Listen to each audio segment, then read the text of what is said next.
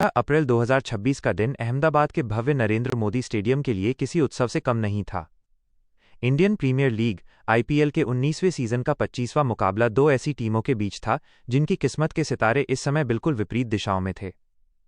एक ओर थी मेजबान गुजरात टाइटंस जीटी, जो अपनी जीत के रथ पर सवार होकर प्लेऑफ की ओर मजबूती से कदम बढ़ा रही थी, और दूसरी ओर थी कोलकाता नाइट राइडर्स केकेआर, जो इस सीजन में अपनी पहली जीत की तलाश में संघर्ष कर रही थी।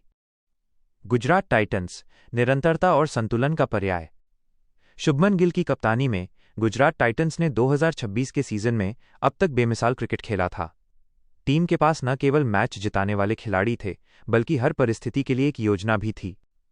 सलामी जोड़ी का दबदबा। जोस बटलर और साई सुदर्शन की जोड़ी ने अब तक टूर्नामेंट में विपक्षी गेंदबाजों की रातों की नींद हराम कर रखी थी। बटलर का आक्रामक अंदाज और सुदर्शन की तकनीकी मजबूती टीम को पावर प्ले में एक ठोस आधार प्रदान कर रही थी।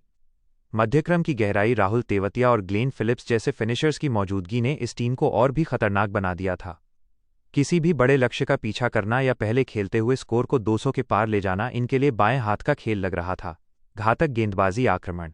गेंदबाजी में गुजरात के पास राशिद खान के रूप में दुनिया का सबसे चतुर स्पिनर था।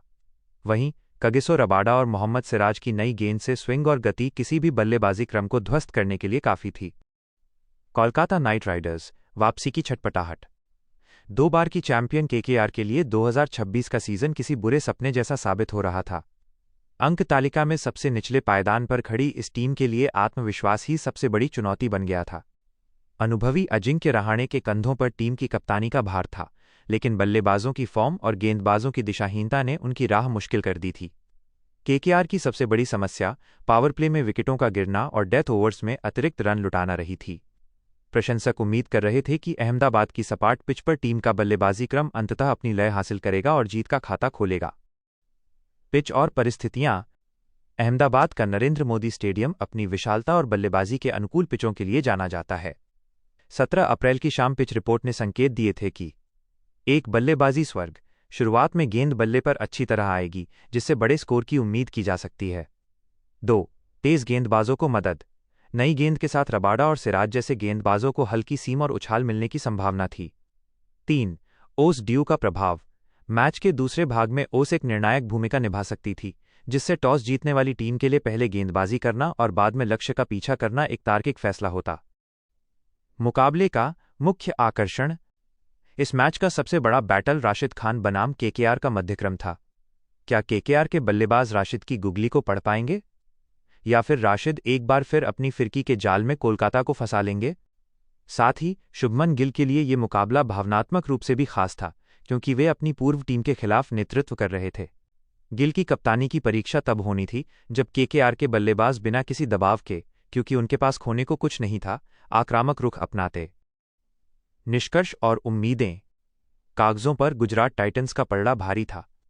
उनकी फॉर्म, घरेलू मैदान का समर्थन और खिलाड़ियों का व्यक्तिगत प्रदर्शन उन्हें जीत का प्रबल दावेदार बना रहा था। लेकिन क्रिकेट अनिश्चितताओं का खेल है। केकेआर के पास ऐसे खिलाड़ी थे जो अकेले दम पर मैच का रुख पलट सकते थे, बस उन्हें एक सामूहिक प्रयास की जरूरत थी। मैच केवल कौशल से नहीं, बल्कि दबाव को झेलने की क्षमता से जीते जाते हैं। गुजरात के पास लय है, लेकिन कोलकाता के पास खोने के लिए कुछ नहीं है, और यही उन्हें खतरनाक बनाता है। क्या केकेआर अहमदाबाद के इस ऐतिहासिक मैदान पर अपनी हार का सिलसिला तोड़कर सीजन की पहली जीत दर्ज कर पाई, या गुजरात टाइटंस ने अपनी बादशाहत बरकरार रखते हुए 2 और अंक अर्जित किए? ये मुकाबला आईपीएल 2026 के इतिहास में एक महत्वपूर्ण मोड़ के रूप में याद किया जाएगा। प्रशंसकों के लिए ये केवल एक मैच नहीं, बल्कि संघर्ष और प्रभुत्व के बीच की एक रोमांचक जंग थी।